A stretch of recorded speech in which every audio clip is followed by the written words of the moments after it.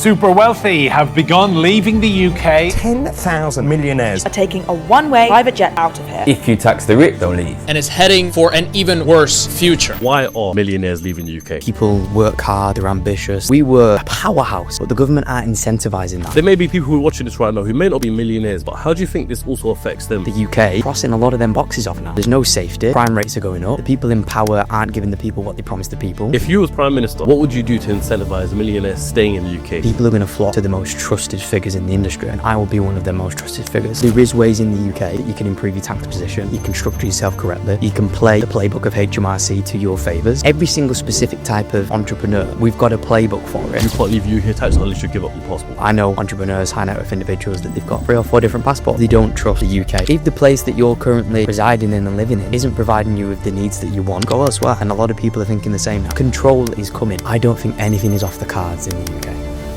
What's going on, people? Welcome back to the CEOCAST, the #1 podcast for showcasing business entrepreneurship. Now, speaking of business entrepreneurship, over 16,000 multi-millionaires have been leaving the UK in 2025.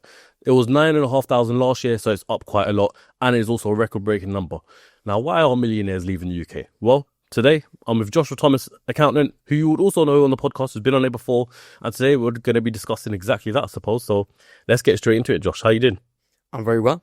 Sweet. Yeah, very well. So lots happened since we last spoke with him. Definitely. So we can break down that today and translate that into exactly what people can do about it. Because not everyone can upshift and move overseas. Some people are stuck in the UK, the businesses are here, the family's here. So we can break down today exactly what UK business owners that will be staying in the UK can do. And if you have got that flexibility to move overseas and be international and join that statistic that you just mentioned, what you can do. Let's start off with a very simple question then. Why are millionaires leaving the UK? So if we go back to when we last spoke, the UK is already very high tax.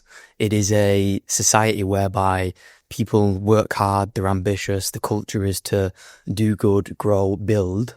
But the government aren't incentivizing that.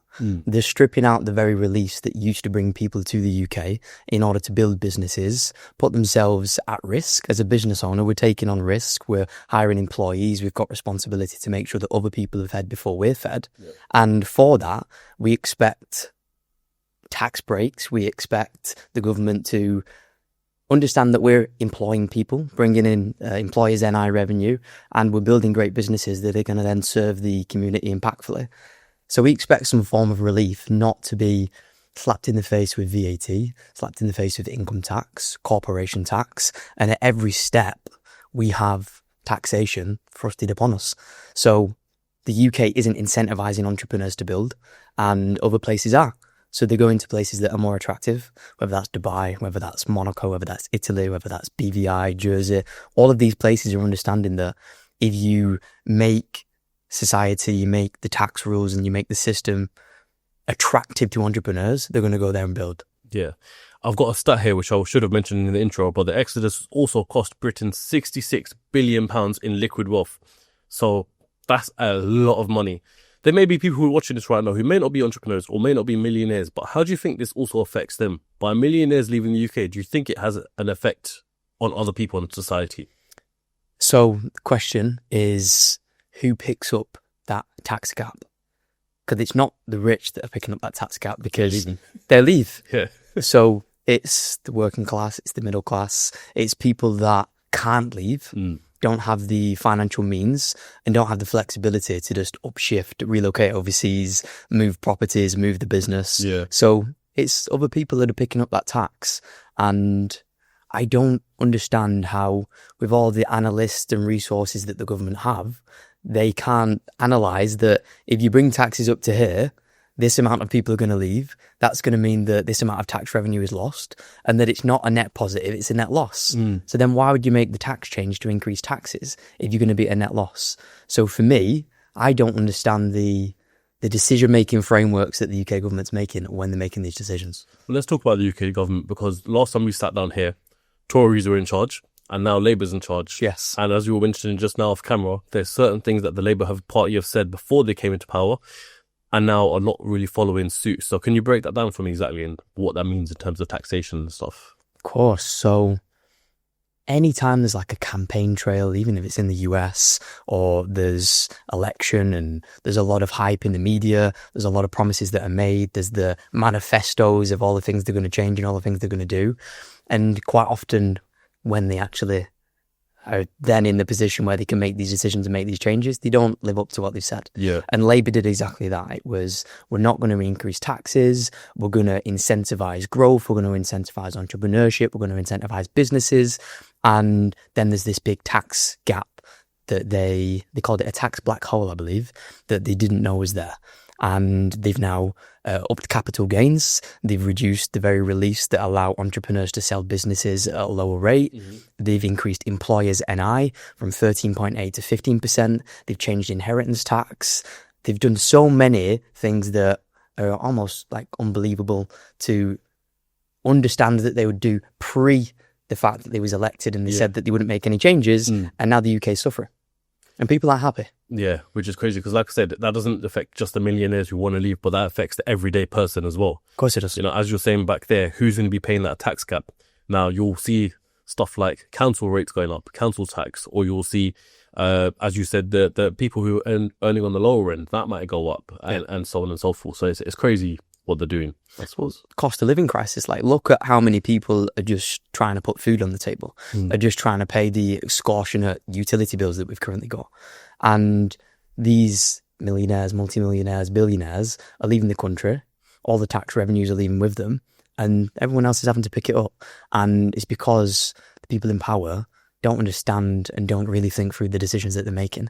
And for me, that's a sad reality. Painting the picture from you here. I wasn't going to ask you this, but I'm going to ask you this now. If you was Prime Minister, what would you do to incentivize millionaires staying in the UK and making the UK great again? So if you look at America, they have all of the largest tech companies. You know, look at the S&P 500, look at all the huge companies that we all buy products from every single day. Mm-hmm. Most of them are in America. And they have incentivized and built a platform for innovation, people building impactful, great products, service offerings. And the UK have stripped that. So you've got to understand the people that are going to build, put themselves at risk, create jobs, create opportunities, create products, create innovation. What's going to attract them to the UK? And that is tax incentive schemes. That is setting up a business in an efficient way. So it's allowing people to build, grow without risk, and it's incentivizing them to do that. And as you do that, people are going to come, build great teams.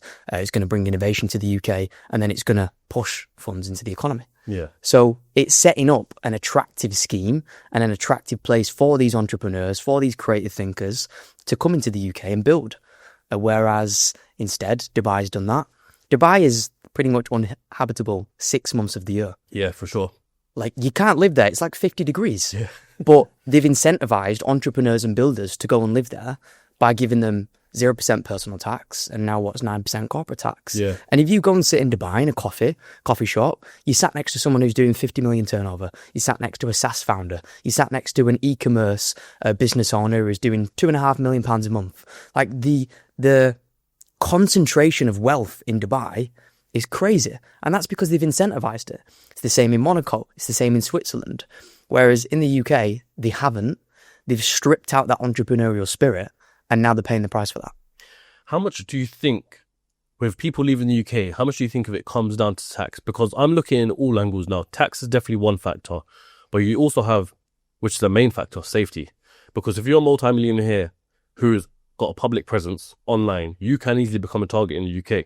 Whereas in places like Dubai, maybe Monaco, I'm not too sure about the safety and stuff, but in Dubai, you definitely can't be a target. No one can really affect you there like that.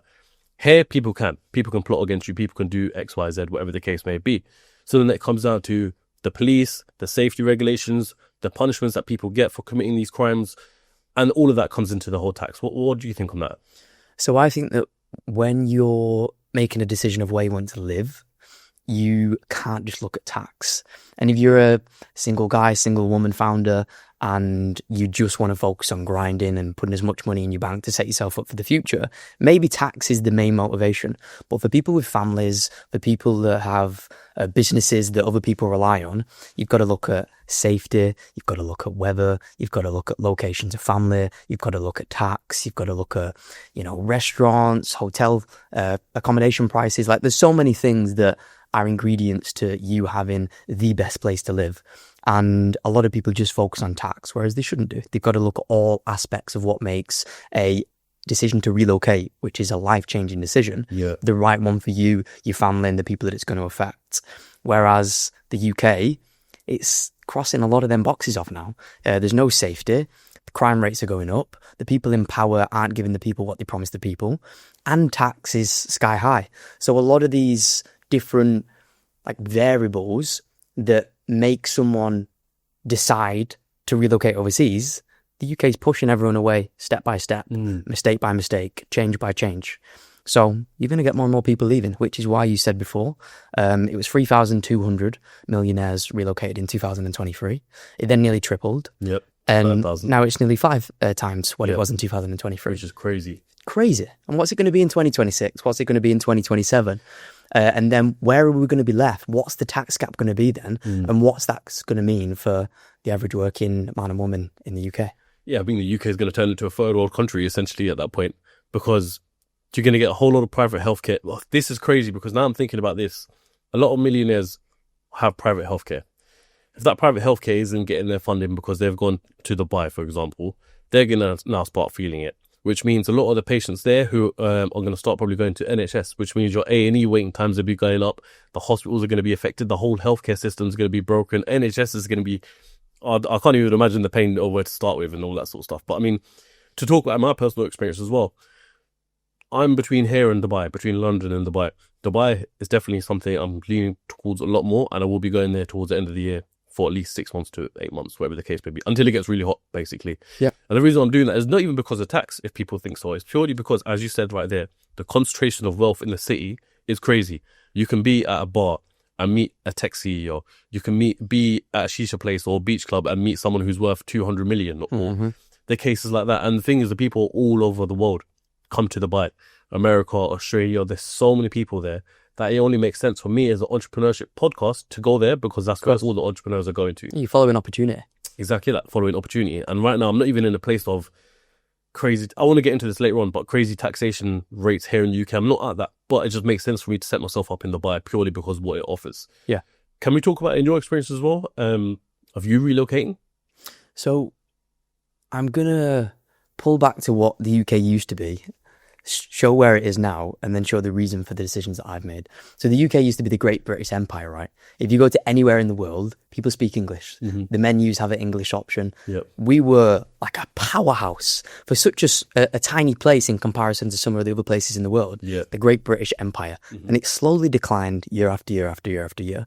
And that decline is now getting to a position where it's so clearly visible, even just in the streets. Like, it is in a position, like, I love the UK and I'd love to stay here the majority of the time, but the UK making it so hard to stay here. And Dubai for me is not the place that I want to live. It's not the place that I think is home. But at the same time, as you said, the concentration of wealth, the opportunity, the nice weather, the tax benefits from going there, it's a place that I wanted to see. So in January, I went to Dubai and did 3 months. I then, shortly after that, went to Cyprus and did 5 weeks.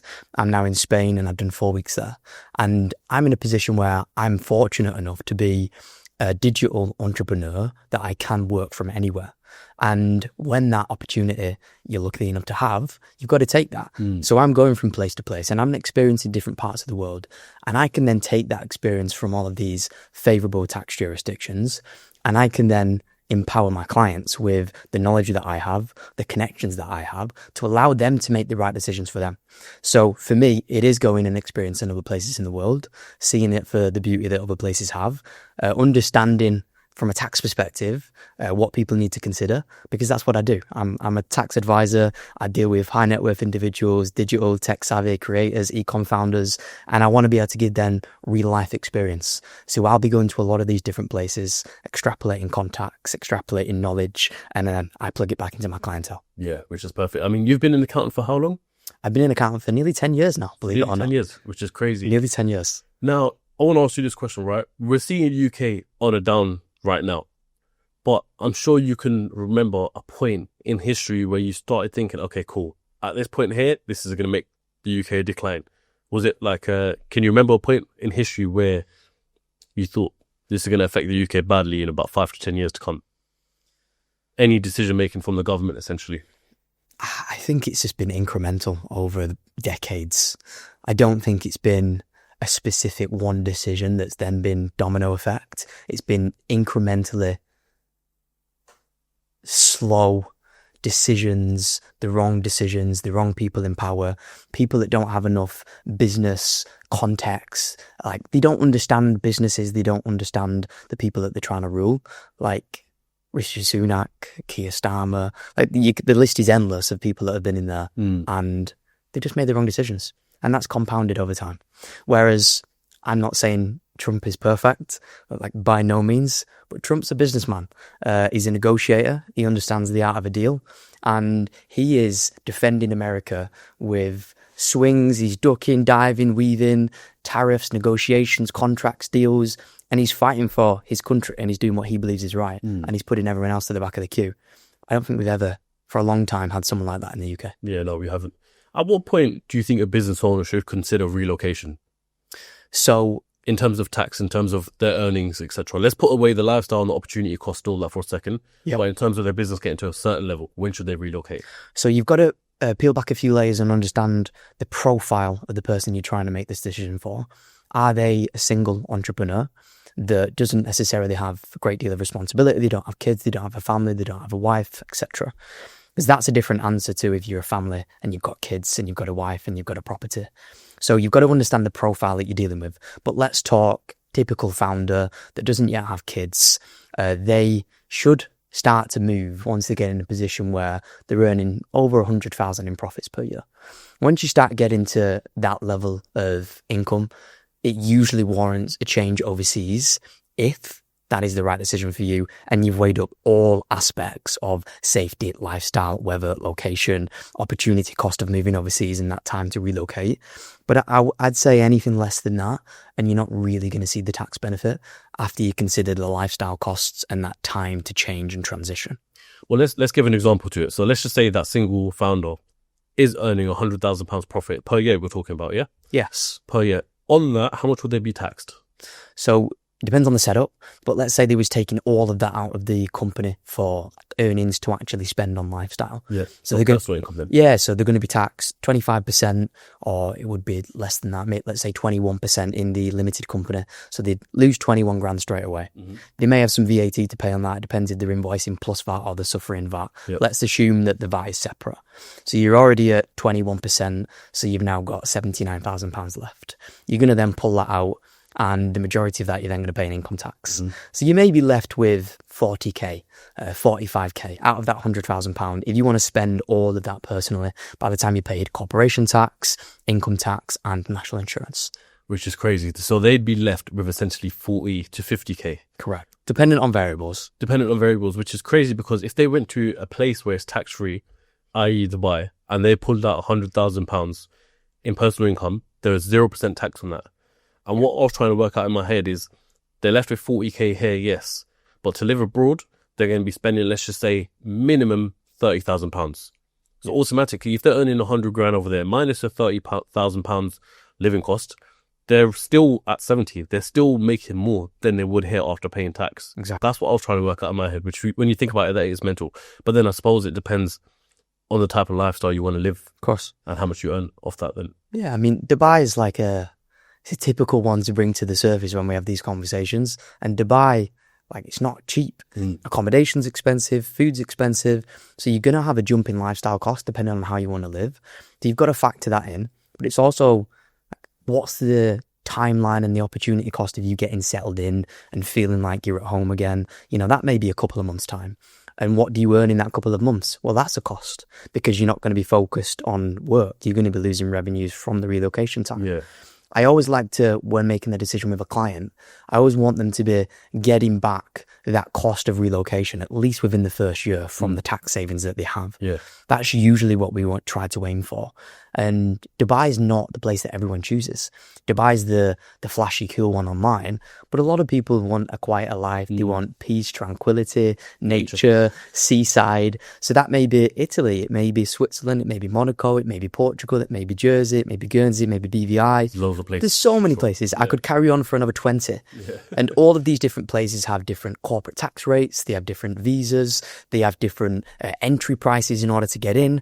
And every single one of them's got different variables. So when trying to make that decision as an entrepreneur that does have the opportunity to relocate and move overseas, you've got to look at exactly what makes like the as close to perfect place as possible for you to live. Yeah. And then you've got to weigh up the cost, the financials, and if it makes sense from a tax perspective, and if it makes sense from a lifestyle perspective, have at it, because the UK isn't going to get better anytime sooner. But there is ways in the UK that you can improve your tax position. You can structure yourself correctly. You can play the playbook of HMRC to your favours. And that's also what we do for a big portion of our client base, because they can't just all up and leave. Yeah. So I don't want everyone listening to this to assume that the only option is to go overseas. You can stay in the UK, but you've just got to then make sure you're with the right advisor, the right accountant, and make yourself as efficient as you can. I want to come to that point in a second. Of course. I want to give you another example of someone who wants to leave the UK, but they have operation here in the UK as well. So I want to put you in the picture here, because it'd probably be easiest for you to talk about.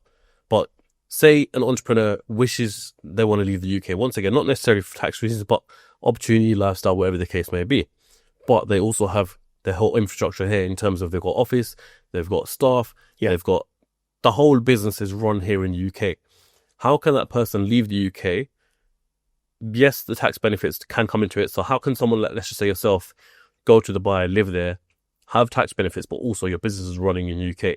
How does that one work? So there's a lot of variables to consider here, because there's so many, especially in Dubai, companies that will set you up a business. They'll get you your company visa, and then people assume there's no taxes anymore. They're completely free from it. And there's a lot of people with that setup right now that still don't know they shouldn't have that setup. And what I mean by that is you've got to consider what's called economic substance. You've got to consider a controlled foreign company's rulings, and you've got to consider if the income that you're receiving is UK sourced. And all of them factors are going to determine whether you need to still pay tax in the UK. So if you've got all your infrastructure, your teams, your clients, maybe you've got an office, maybe you've got a headquarters, all still set up in the UK, you're not going to escape UK taxes just by moving your personal residency overseas. You're still going to have some UK sourced income. You're still going to have some economic substance in the UK. And the UK is likely still going to be able to tax the company and the overall profits inside the UK tax system. So this is where we've got to tread very carefully, and it's a minefield where you have to understand, how can I set myself up in a position where I reside, where I'm resident, is the place that some of my company profits, some of my personal earnings can be taxed, and not just in the UK. And that's where you have to understand what type of business it is. Do you have IP, intellectual property? Do you have strings and levers that you can pull where you can own a lot of the assets overseas and then have some form of arm's length agreement to charge back to the UK entities? So you've got to then start getting creative, out of the box solutions. And that's where ChatGPT can only go so far. AI. Well, that's an interesting point, actually. AI. And accountancy. But once again, I'm going to come to that later on, because we had another point to get to first, which was, I don't want to leave the UK. I enjoy the UK. I like the nature. I like my family all here. My friends are here. So what can I do as an entrepreneur who's earning over 100 grand in profit per year to make sure that I can still be in the UK and not get, excuse my language, but bummed by tax? You know what I mean? Like, how can someone really do that? Yeah. So this is where you've got to be with the right accountant, for one, be with the right tax advisor, and really understand what the goal is. Is the goal for you to pull all of your money out and spend it on lifestyle, buy the nice cars and buy the nice watches and go to the fanciest restaurants? Because if it is, you're going to pay a lot of tax because you've got to pull it out. That creates taxation point. And even if you're in a limited company structure or a group structure, which we'll get into in a second, you still got to then pay personal tax on your dividends, which is a distribution of your profits. Yep. So if you're an entrepreneur that just wants to spend and enjoy that lifestyle, you're going to find it tough. I'll be completely honest with you. But if you're an entrepreneur that wants to have a certain level of lifestyle and then wants to focus on reinvestment and compounding wealth and building for the future, then you've got a lot more options. But firstly, you've got to look at structure, which is sole trader, which is just you as the business acting as an individual that's self-employed. Yep. That's one form of structure that you can have. You can set up with HMRC under what's called self-assessment, which is essentially the system of whereby you get taxed. Then there's limited company, which has protection. So it's a separate entity to yourself. It separates you from the business. The limited company has its own bank account, it has shareholders, and you then have trade that goes through that company. So it separates. So rather than paying income tax at 20%, 40%, 45%, plus national insurance, you have corporation tax, which is anywhere from 19 to 25%, which is based on the level of profits that you have. Yeah. So it simplifies the tax system and it allows you to defer some of the tax that you would pay as a sole trader by housing it in the separate entity, which is the limited company. Then you choose to distribute to the shareholder, which would be yourself. So let's say CEOCAST Limited. Yep. That's the company. And Raheem is the shareholder. Your company earns, let's say, $1 million. You're doing very well, Raheem. Sure, I like that. Earns $1 million next year. Yep. And let's say that's taxed at 25% corporate tax. You've got 750,000 left. You then take that out personally.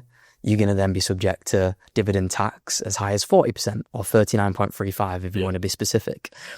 Whereas if you leave some of that in the company and reinvest in assets, reinvest in IP, in code, systems, processes, tax efficient investments, a car for yourself, all of these things reduce your taxable profits. So that 1 million that you just paid 25% of away to HMRC now starts to reduce. So the profits that you're taxed on reduce to 900,000, to 800,000, to 7, 6, 5, 4. And then you only pay 25% on the amount that's left, which is your taxable profits. So that's where you have to work with an accountant and advisor and go, here's what I'm going to make. After my operational costs, here's what I'm going to clear. How do I reduce my taxable profit as much as possible? And then it's about understanding the levers that we have based on your business model, based on what you can reinvest, based on capital allowances, company vehicles, trivial benefits, mileage, directors' salaries, putting family on the books, employing children. There's so many different things that I could rattle off, but it all depends on the individual, your specific scenario, and what levers we can pull to reduce that taxable profit as much as possible. And then the next step from there is how do you then get that money out personally? Which is then another challenge entirely. It's what do you need to live? What options do we have to maybe spread that over you and your partner? How do we use more creative out-of-the-box solutions to get that out to you personally so you can spend? And that's the whole fun of being a tax advisor. Well, there's one thing you said there which I want to pick on, because you said company vehicle, right? Yes. Now, me earning £1 million a year, at that point, if I'm earning £1 million a year, I'm a full-on social media star. Right, which you are. Thanks. My brand image means a lot. My personal image means a lot. So what if, for my personal image, I want to go and get a Lamborghini to match that persona of building my brand, building the essence of showing people that I'm wealthy. It goes hand in hand with the podcast. Could something like that be tax deductible?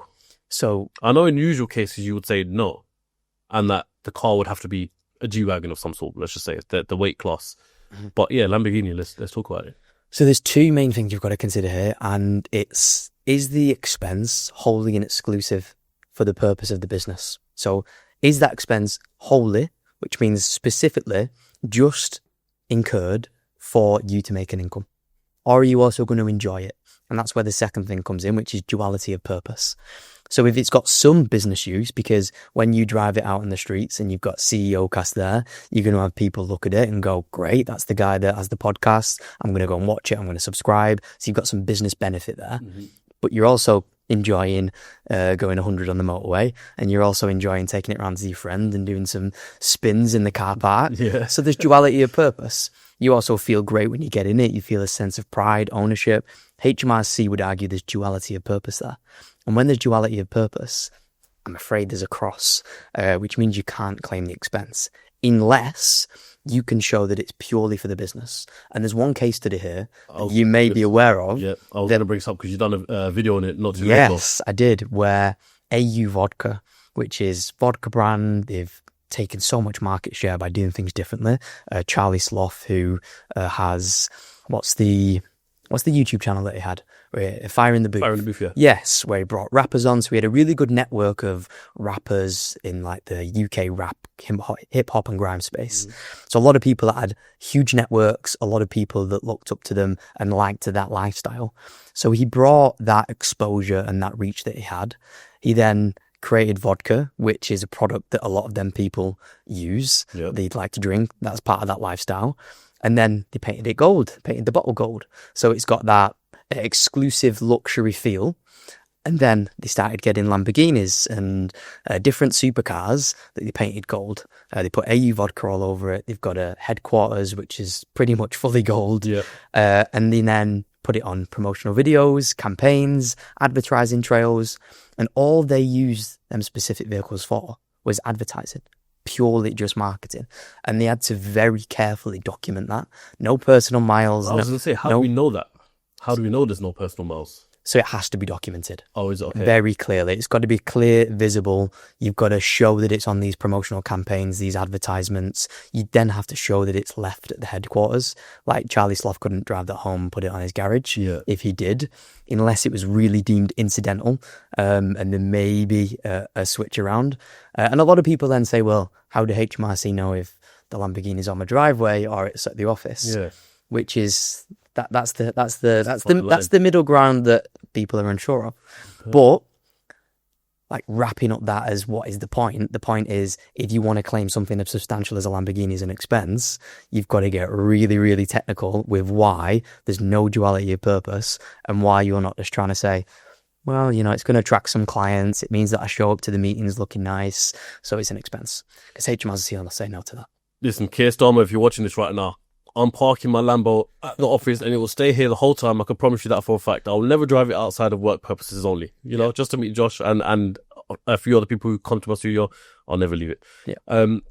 Okay, but interesting. That's an interesting point in terms of the car there. And one thing to add on that, it's the same with like a suit, for example. I did a piece of content on this the other day. For this, yeah. Yeah, and like you'll see Stephen Bartlett, Alex Hormozy, they all have branded merch, and that may be because they've got a merchandise line that they actually sell, or it's branding. The more that they show their brand on social media, on advertising campaigns, the more exposure they get and reach. So it's got advertising and marketing.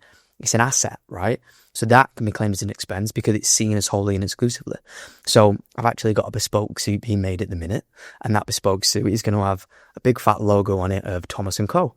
And it's going to be so clear and visible that I couldn't go and wear that suit to a wedding without someone else saying, what's that logo? What's Thomas? Is that Thomas & Co? Is that your business? Yeah. And that means, providing you tick the right boxes, that I can claim this as an expense, including the suit. Whereas this specific suit, even though I've only really worn this for podcast meetings, team events, I can't claim this. Really? No. Could the logo be removable? Well, you know, that's something for you to discuss with your tailor, I suppose. That's the thing. There's so many loopholes here. Yeah, it's supposed to be embroidered. Yeah, okay. You can't just have a sticker. Yeah. If you've got a sticker, then it should then be disallowed. How much can someone live off their business card? In a sense of, say you got that person who does a lot of networking, a lot of meetings, a lot of traveling purely for work, should we call it? How much of that can be expensed under the business? When it comes to the end of the tax year, how much of that can they write off?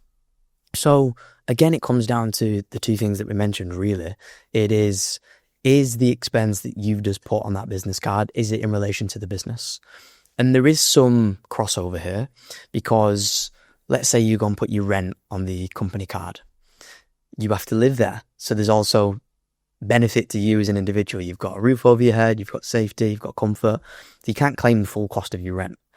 But if you use a certain element of that for business, because you've got an office there or you've got a podcast studio, then there'll be some proportionate claim that you can do for that specific element of the cost, which is where people claim for like working from home. It's something that people speak about online quite a lot. And we're in an era now where everyone works from home. But then if you go and buying your groceries, probably not. Not unless you can show that as like refreshments for the office that you then provide to clients. Yeah. So it's all about the narrative. What's the narrative of the expense? And let's say you're sat across the table from John from HMRC, and John is there to try and go through your bank statement and say, this is Tesco, you know, why did you claim this? How is that in relation to a car garage?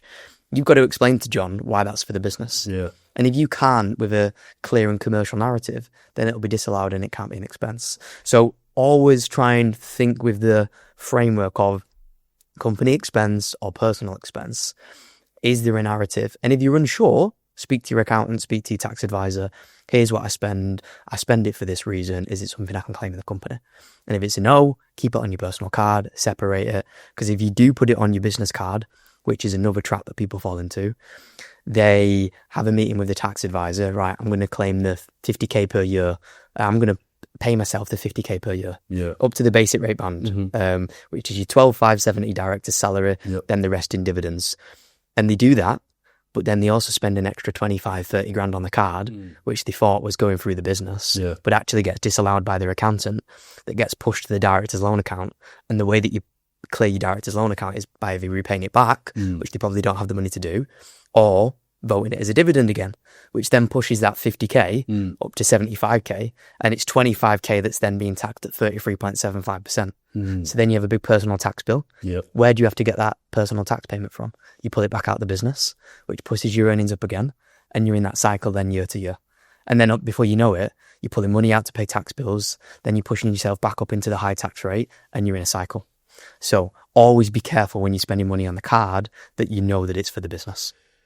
So we've just done a full-on accountancy 101 essentially, right? Back to the point of the podcast of should millionaires leave the UK, what should they be doing? After everything you've just explained right now, and I appreciate very much explaining it all, do you think it's just easier to leave the UK and not have to deal with this? Because there's so many factors you've got to think about. Can I wear the suit that I'm wearing right now? Is it a business expense? Well, no, because it hasn't got a logo on it. But now it is. Can you get the Lamborghini? Well, no, because you're driving it personally. Can you do this? Can you do that? Is this an expense? The list goes on and on and on. Is it easier to just say, you know what? I'm packing my bags and I'm going to a tax-free zone? So I think as a standalone question, it's really tough to answer. I think you've got to answer it based on the individual that's trying to get the answer. So is it Raheem that's asking that question? Is it Marie, who's got 4 kids and a business doing breathwork practitioning? Is it Josh, who's got an accountancy firm, an events business and a consulting business, and just has a partner that's also willing to follow him overseas? Like, who are you trying to answer the question for, and what's important to them? What options do they have? What financial means do they have? What makes that perfect place to live the perfect place to live? And that's all the different variables that we mentioned before. So let's say an individual comes to me and says, Josh, the UK's going down the drain. I'm not happy with the amount of tax that I'm paying. I've just paid my corporation tax. I've just paid my VAT. It's paining me to pay all this money that I'm working so hard for, that I want to be giving opportunity to my kids or putting in a trust fund for my youngest to buy a house when they're 18. I want to be earning some of the money that I'm actually earning, and I want to be keeping it. I'm going to move overseas. The question that I've got to ask them then is, okay, so financially it's going to be beneficial, but what have you got to give up? Have you got to give up that dream home that you bought? Have you got to give up the fact that you're a 20-minute drive from your mum and dad's house and they're getting older and you've maybe only got 10, 15, 20 years left with them? Have you got to give up the fact that you've always been in the UK and you treat this as your home? Have you got to give up the area that, you know, every side street, every chip shop, every local news agents, you know, the names of all the people in the street, that community feel that you've got? Have you got to give up the fact that you and your wife may have a family unit with kids that are happy, with friends in school, and you now have to pull them away from that, which is going to cause friction for them? Is it going to cause friction for you and your wife? Are you then going to end up in a position where you want to stay and they want to go back? So what are you giving up in order to have the benefits of tax? And some people, they can list off all of these things and I'm like, Of course, you've got to move then. If that doesn't matter, if that's not a consideration, and here's the things you're looking for, then great. Here are your options. You've got Monaco, Italy, Portugal, Dubai, BVI, Jersey if you want to be a bit closer. Here's all the tax rates. Here's the visa requirements. Here's the steps to do it. But if the trade-off's not worth it, then you've got to, find ways to live with it in the UK. So it depends on the individual. As you say all this right now, all that's in my head, all I can see is the number 16,500 millionaires. Yeah. Right? They've been battling this question, but clearly it's got to a point where the UK is bad enough and 16,500 people have left. Yeah. Which is mental. And I want to comment on that. So in 2023, when it was 3,200 circa, and then in 2024, it went up again in the 9,000s, and now it's 16. If you look at the concentration of who the millionaires were, in 2023, a lot of them weren't families. I'd imagine the concentration, and I don't know the exact specifics on that, but speaking from experience of what I see from clients, a lot of them were single founders or founders with partners that can upshift and relocate overseas. Anytime, yeah. Now it's families. Now they're happy to pay that trade-off of the changing of schools, the relocation, because the pain is coming up here.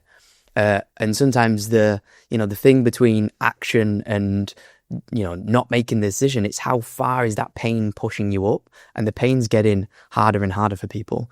And now Labour's in, and they're talking about all these changes, and people are saying it's just going to get worse, and there's political uncertainty. That pain is going up and up, and the uncertainty is travelling right with it. And it's enough to push people over the edge. And that's why we're seeing that figure rise. Well, look, you've got your own accountancy firm. You've got high net worth clientele, some who've actually been on the podcast as well. Can you give me real life examples of when someone's come to you, whether it be a client or a friend, and said to you, Josh, I don't know what to do. I don't know if I should leave the UK. And when have you said to them, you have to go? Yeah. You should go. So what we like to do is, so I understand the value of what's called IP, intellectual property, which is code, it's technology, it's a system, it's a process, it's trademark. And a little fact for you, and I don't know the exact specifics on this, but I know it's directionally correct. 95% of the value of the companies in the S&P 500 is now intellectual property. Whereas skip back 50 years, 100 years, that figure would be much closer to just the value of cash and physical assets and property. Yeah. So the world is changing. It's digital first, it's tech, it's code, it's innovation. And we've created IP and what we call playbooks for a certain type of individual, entrepreneur, high net worth individual. So if you're a crypto millionaire and you want to try and reduce the gain that you've got to pay, we've got a playbook and we've created that. And there's a certain range of gain and earning that we then recommend you go X, Y, Z and follow these paths. If you're an e-com founder and you've got X amount in monthly revenue, monthly profits, there's a certain hurdle range where, depending on if you're a single founder or you've got a family, we recommend these different options. So every single specific type of scenario and entrepreneur, we've got a playbook for it. And then it's just understanding all the variables for that individual, which is what makes you tick. Like, what is it? Financial? Is it security? Is it safety? Is it asset protection? So it's just understanding who the individual is and at what point in time it's the right decision for them to relocate. And also the commitment of time that you're willing to relocate for. You have what's called a temporary non-residence, which you may or may not know this, but if you go overseas, maybe you sell your company when you go overseas so you don't have to pay capital gains, and then you come back after a year, the UK can tax you on the gain, even though you was overseas at that point. Oh, really? So even if it's past a year? Yeah, you've got to stay 5 years usually. Okay.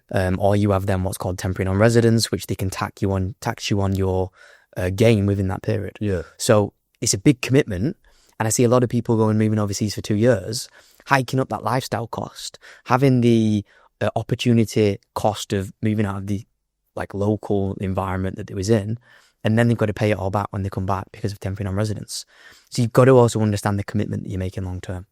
But it's just about speaking to someone who gets it and has dealt with someone in your position before, high net worth, fast growth, probably a next gen entrepreneur, interested in podcasts, YouTube, self-development. If you are that type of individual, find someone that understands and works with that type of person.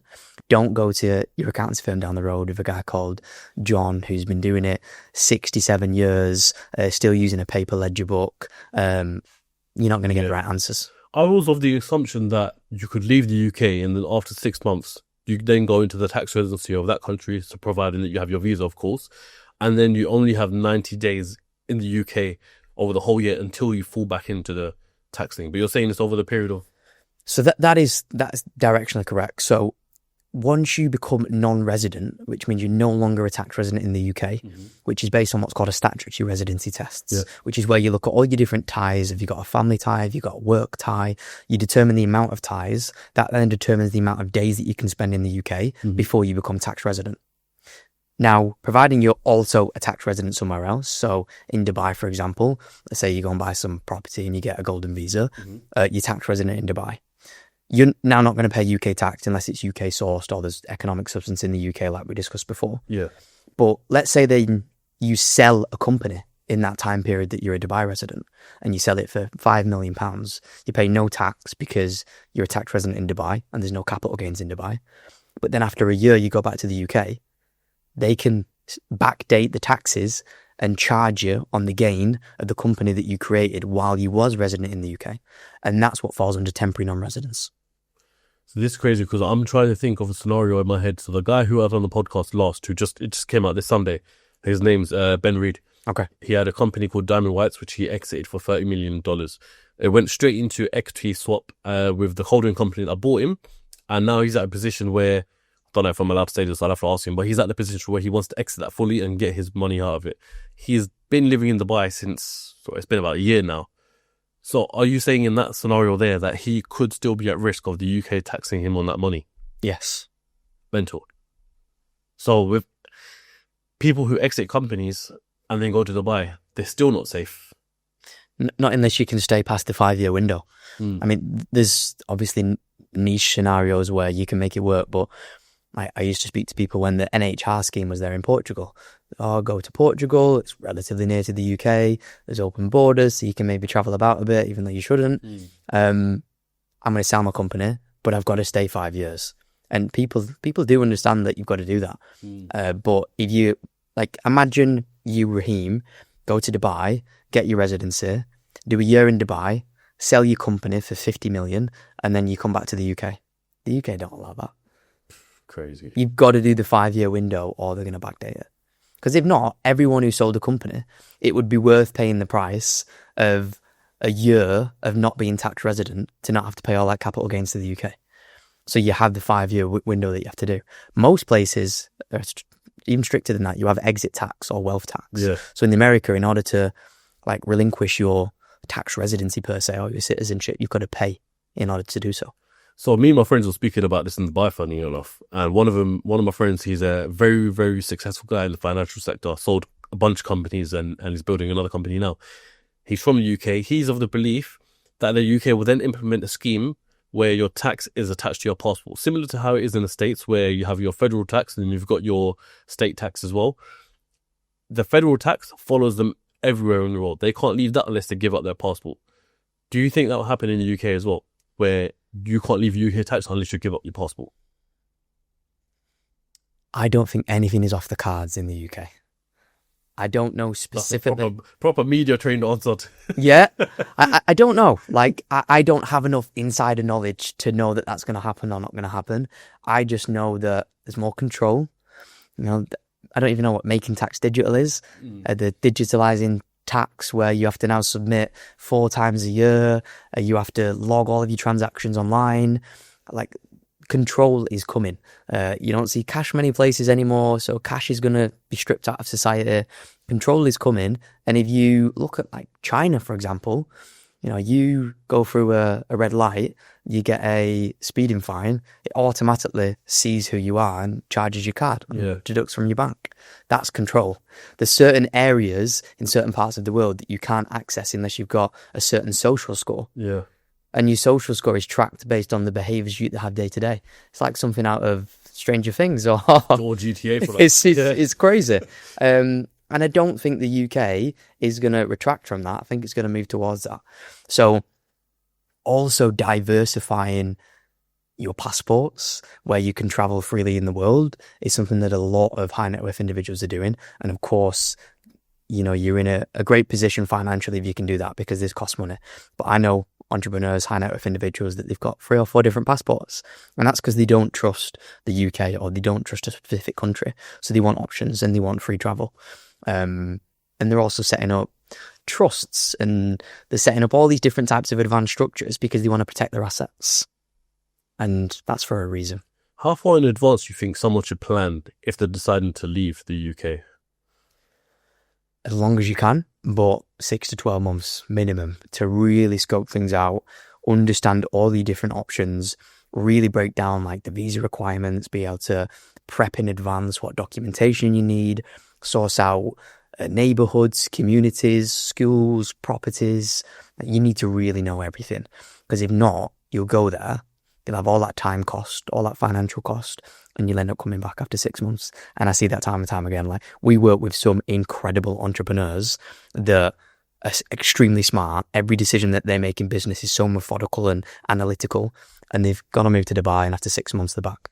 What about someone who has assets here in the UK? Now, I'm thinking of a friend of mine in mind who lives in Dubai, who's got an education business. He's a tax resident in Dubai.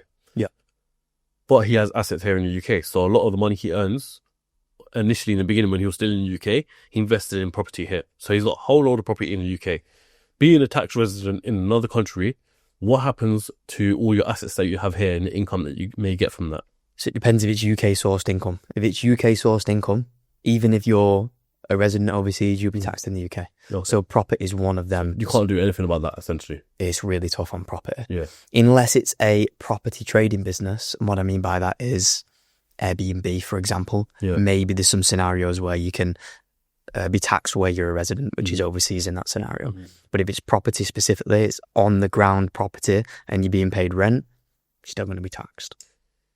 Now, talking about accountancy and AI is a big thing nowadays where, I mean, I'm sure a new entrepreneur can put all the figures into ChatGPT and it could have stats for them already. That could be their accountant. I'm sure at a top level, you actually need an accountant. But where does AI come into it? Is it a scary thing for you as a business owner who owns an accountancy firm? Is it a scary thing, or how do you see it going ahead in the future? For me personally, it's excitement and opportunity, because I understand that if we remove the cost of intelligence, which what that means is you would pay an accountant to reconcile your bookkeeping and submit your year-end accounts and advise you on certain tax requirements, that can all be done already to a certain degree of accuracy by AI. A lot of accountants are actually already, like, they only just do compliance now. They tick the boxes, they fill in the numbers, and they submit to HMRC. And if you're that type of accountancy firm or that type of accountant, then you should be very worried, because AI is going to at some point put you out of business. But if you have a firm that has specialized advice and scenario for certain type of individuals and can create human connection, and it's a multi-layered approach of asset protection, structuring, multi-layered approach of understanding how to increase the value drivers in the business. So like us personally, we do compliance, which can be replaced by AI. We do bespoke tax advisory, and we do bespoke strategic advisory. In that scenario, AI at the minute for a long time won't be able to replace you.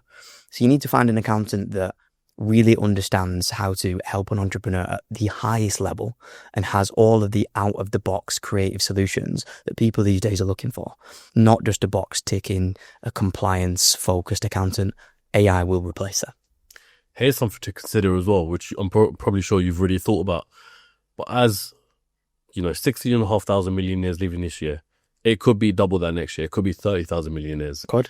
As someone who runs an accountant practice in the UK, what do you do? Does that not concern you that a lot of clientele are leaving, or a lot of people are leaving to the point where, yes, you can always have clients, of course, in the UK because people are still always up and coming. But do you not think to yourself, I mean, you might see even your own clients that they're leaving in the UK as well.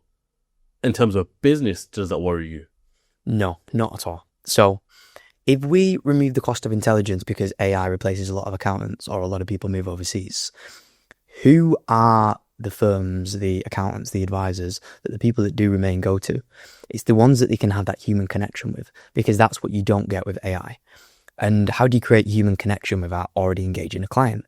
It's trust, it's personal brand, it's content, it's listening to a person for a prolonged period of time and understanding, yes, this person knows what they're talking about. Yes, this person can serve me. Yes, I can trust them. And that's why we go so big on content. I'm on this podcast today with you. I have Instagram, I have YouTube, I have numerous different forms of content that we put out and we build trust with people. So when the cost of intelligence does go to zero, people are going to flock to the most trusted figures in the industry. And I will be one of their most trusted figures because I truly care about the information that I give out. I help people for free. And from that, when people do want to dig deeper and they do want to engage in services, they'll then come and speak to us and we'll look after them because that's what we do. That's why we've got hundreds and hundreds of case studies and testimonials of working with all these different types of people we've discussed today. So it doesn't worry me at all. But for certain accountancy firms that are still using paper ledger books and just do compliance only, I would be worried. What else should we know, Josh? You should know that there are hundreds of different ways that you can save your business money, be more tax efficient. There's all these little loopholes and tips and tricks and hacks. And all you need to do is find out which ones apply to your specific situation or specific business. And you need to tick as many of them off the list as you can. So almost like a checklist approach of what are all the opportunities available to my specific type of business from a perspective of increasing enterprise value, EBITDA, cash flow, tax efficiency. You need to go out there and tick as many off as you possibly can and really build a business that's got longevity. Talking of AI, if we're looking at a marketing agency, for example, there's a lot of these businesses at the minute where they're questioning whether in 2-3 years' time, the service that they offer can be offered by a software that you pay £99 a month for. Yeah. And if you're in that position, that's where you've got to create IP. Follow what the S&P 500 tells you. Everyone's doubling down on trademark, code, technology, SaaS products, stuff that you own that can increase the productivity and multiplier effect of how efficient your business is and how many people you can serve.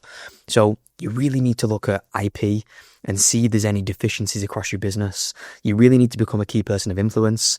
I'm quite close with Daniel Priestley. He's got the book Key Person of Influence, and making sure that you are that person in your industry that people can build that human connection with. Because then when AI does take out a lot of the delivery, they still want that connection, so they're still going to flock to you.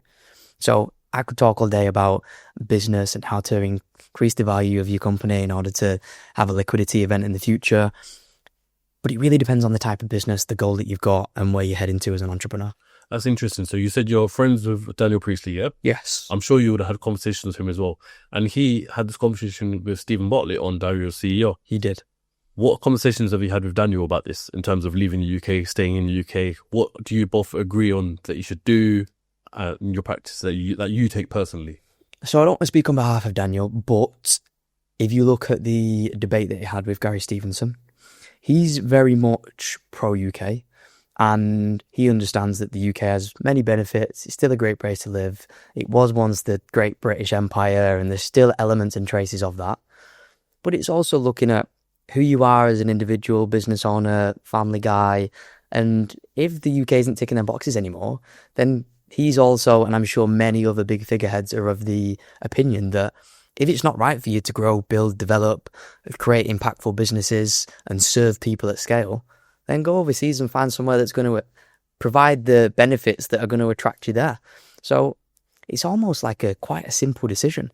If the place that you're currently residing in and living in isn't providing you with the needs that you want, go elsewhere. And a lot of people are thinking the same now. And they're getting knocked down slowly in confidence levels in why they should stay in the UK. And that's why that figure has gone from 3,200 to 9,600 or whatever the specifics are to now in the 15,000s. And that's why it'll keep going up. Let's put some consultancy practice into place. What do you think I should do?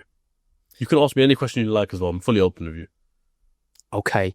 So what do you own that's exclusively yours that someone else can't copy? What's your moat around what you're currently doing? I'm trying to understand the question properly. Exactly. What do you mean? So what would you say your intellectual property is? What do you own of CEOCAST that you could then earn an income off? Oh, the YouTube channel, the Instagram, all the social stuff.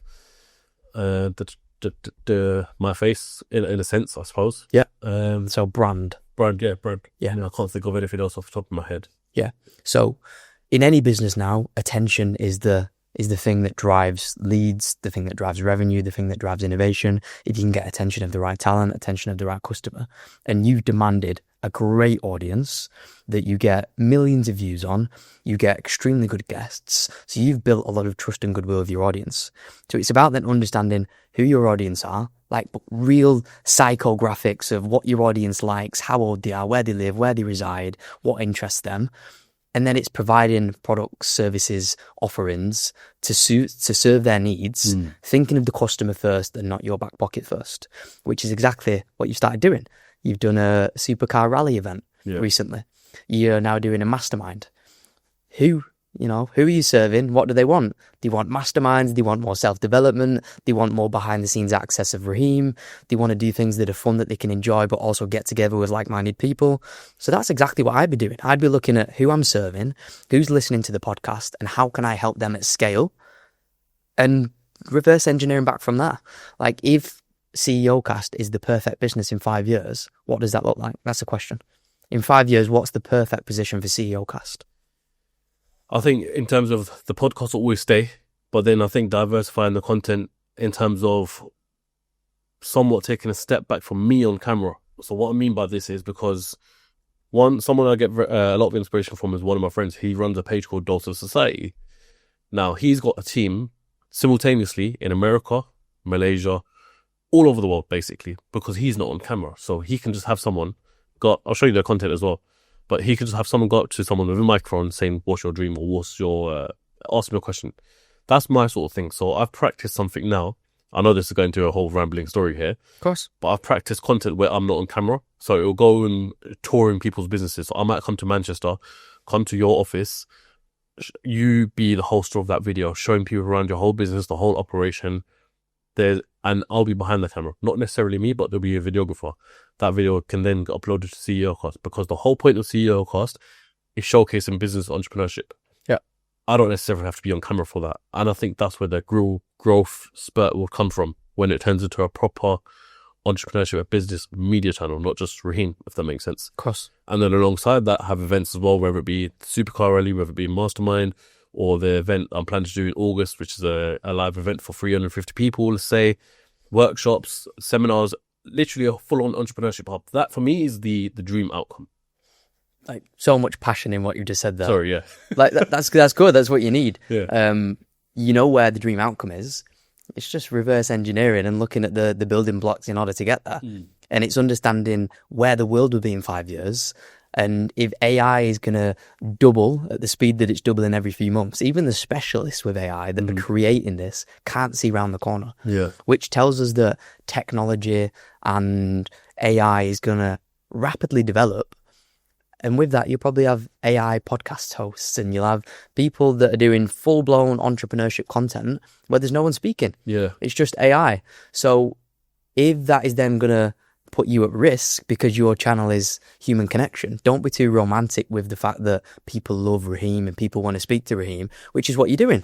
Because if you're romantic and like, no, a computer can never replace me, then you'll get replaced. So it's being ahead of the curve. What AI can't do is host an event for 350 people. Yeah. What AI can't do is do a supercar rally. What AI can't do is, produce content at mass scale, but then also have someone behind that that's got trust, validation, expertise, and you can also see that person in like at a live event, or products, or like, this is what I'd be looking at. It's funny because when I first started the podcast, I always used to say to myself that no one else could be on camera but me, because this is CEOCAST is Raheem. And then when I started looking at it in terms of the growth and how I can grow further, the answer would always come to taking Raheem off camera. Because in that way, content could be filmed all over the world at once, uploaded, and built into a proper media channel. The same way the music channels do in the UK. Yeah. Do you know what I mean? They're just sending their teams out all across the UK, film that music video, film that documentary, upload to one channel, and the one who's killing it the most is the one who owns the channel. Of course. So it's a real interesting thing. I think what you've done is incredible. Like, the community that you built, the people that are listening, the amount of people that you've helped, it's incredible. And it's just about understanding how you can serve them more, but actually care so deeply about that and put that above anything else, and then just work out how you can serve them people at scale.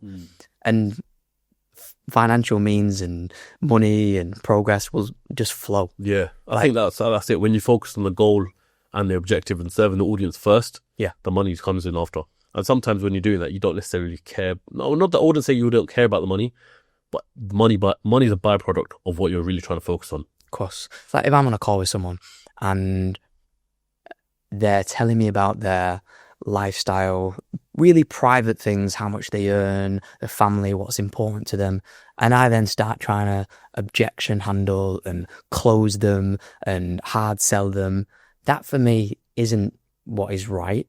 It's about looking at what that person needs and then giving them the confidence that you're going to keep all of that information private and you're going to try and show them something that they can't get anywhere else. How do you demonstrate value to that person? That's the focus. Then let them make their own decision. It's not about, right, you know, I want to take this payment on the call and like hard sales. You want to just help them. Like try and provide value at mass scale, whether that's free or like a low ticket subscription or whatever you want to do. And people and opportunity will automatically flow to you. I think who you're talking about before was Simon Squibb. Yeah. What's your dream? Yeah. Is that right? I think so, yeah. Yeah, okay. Well, Simon Squibb anyway is an example. You know, he goes up to people in the street, what's your dream? And then he makes that dream happen. And he does that by sharing it on social media. He's got Help Bank, which is doing similar mission. He's just partnered with some of the top entrepreneurs. He's got the book. He's now just created his own AI app where he can ask questions. Like, that's the way the world's going. So it's grab that with both hands and understand how you can mold your business to the way that the world is going. Because if not, you'll get left behind. Just like Blockbuster got left behind by Netflix. You will get left behind if you don't realize that there's innovation and change coming and mold your business to that. Yeah, you can't let your ego stop you from evolving, essentially. Exactly. Which is what a lot of people do. A lot of people do. So then back to the question, what do you think I should do? Stay here in the UK or go to Dubai? Yeah, I went down more of a business focused answer there, but I think that was valuable nonetheless. Yeah, no, it was. What's important for you? What are we talking, personal, business? But all of them. So like what makes, you know, the perfect place for Raheem? I mean, look, I've already got it in my head that Dubai is the perfect place. Reason being is because, like I said, outside the tax benefits, Dubai is an entrepreneurship capital where people are flooding in from all over the world. And it only makes sense for me to be there because, for example, when I was there last, I met Ashton Hall randomly, met Anthony Joshua. And when you start networking with a whole load of people in circles, you become quite known in Dubai. And therefore, the links just keep going up and up and up. And when I say up and up and up, I'm talking, you get to a point where you start meeting royalty, basically. And then that's when it's a whole different ball game. So yeah, doing podcasts out there only makes sense because you'll be out there one time, then someone from America, then someone from Australia. So it's just a perfect place to do it, where everyone's thriving, everyone's bubbling. You go to, as I said in the beginning, you go to somewhere like a bar, you'll meet someone who's worth 200 million. Yeah. Do you know what I mean? It's just stuff like that. For me, it just makes sense in terms of because my business is focused on business entrepreneurship. It makes sense. If my podcast was about conspiracy theories, that me going to Dubai would just be because I want to, if that makes sense. But I'm doing it as a business. So if we distill that down so like other people can take that and apply it to them, it's what's important to you is opportunity, it's networking, it's being around people that can benefit your business because you're in touching distance of people that are then going to push the channel and help your community. It's being around people where you can level up and get up to a position of where you're speaking to royalty and speaking to people like Anthony Joshua. So for you, the main thing that I heard through that is I want opportunity, I want networking, I want contacts, I want growth. Exactly that. And other things that would be important to other people probably don't take as high a position on the pyramid of what's important to Raheem as, you know, maybe a mum and dad who have got kids in school, they've got family, they're looking after the parents. So it's always just list out all of your things that are important to you. And examples of that are, you know, safety, family, close location to people down the road, the community feel, networking, you know, different opportunities in business. It's just listing out all of the different things that are important to you. And then that should pretty much make your answer clear as day because you list out all of the things that are important to you and then you compare to the place that you currently are and the other places that is an option. And which of the ones ticks more of the boxes? There's your decision. There's your decision, yeah. Josh, I want to thank you very, very much for coming on the podcast and explain to us why people are leaving the UK and if people should do as well. If people want to find out more about you, we've done 2 previous podcasts which they can go watch. You can click up here and you can go watch that. But if people do want to find out more about you and maybe want to work with you, get your accountancy done by you, where can they do so? So Instagram is probably the main channel that I put out the majority of my content on currently. Great content as well, I must add. Thank you very much. I'm also building out my YouTube channel at the minute. Really? Okay, sick. Yeah, so I'm starting to do some long form. I'm starting to do some like deep diving tax strategy type content to really allow people to understand in more detail all of the things that we discussed today. And people follow my channel, click the links in the bio. I'm sure you'll be kind enough to put them in there for me. So go and have a look at my content. If you like what I say, you like what I'm about, and you feel like you're missing that understanding of a next gen entrepreneur or understanding of who you currently are as an individual, follow me and we can talk. For the people who are still here right now, and I'm sure there'll be a load of you, let me know in the comments if you're planning to leave the UK. Is it right for you? Are you going to be part of the 16,500 or are you going to be part of the 30,000 who are leaving next year? I think it's very important to know where the people are going. So let us know in the comments. And until then, follow us both on social media, subscribe to the channel if you haven't already, like the podcast, and I'll catch you lot on the next episode next Sunday. Peace.